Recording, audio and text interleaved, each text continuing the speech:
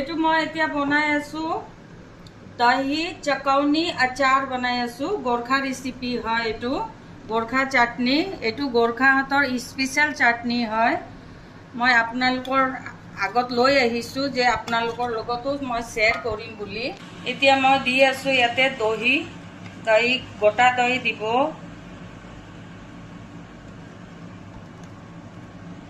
গোটা দহি তাৰপিছত মই দিছো এইটো আদা, তাৰপিছত দিছো মই পিঁয়াজ, তাৰপিছত দিছো মই জলকীয়া, অলপমান ধনিয়া দিছো মই, তাৰপিছত মই দিছো চিলি ফ্লেক্স দিছো মই, এইটো মোৰ চিক্ৰেট মছলা দিছো এইটো,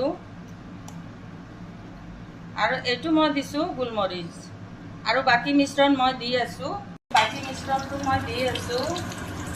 গাইজ আপোনালোকেও বনাই খাব, একদম টেষ্টি হয়। মই এতিয়া আহিছোঁ মোৰ ননদৰ কিটচেনত। মই ননদৰ ঘৰত আহি ৰেচিপিটো বনাই আছোঁ। ননদক খাব মন গৈছে, আপোনালোকৰ লগতো মই শ্বেয়াৰ কৰিছোঁ। আপোনালোকেও বনাই খাব নেপালী গোৰ্খা ৰেচিপি চাটনি আচাৰ। গোৰ্খাই কয় এইটো আচাৰ। এইটো তেল আৰু মেথি মই গৰম কৰি দিছোঁ, আৰু মই দিছোঁ নিমখ দিছোঁ। গাইজ আপোনালোকেও বনাই খাব, ইমান টেষ্টি।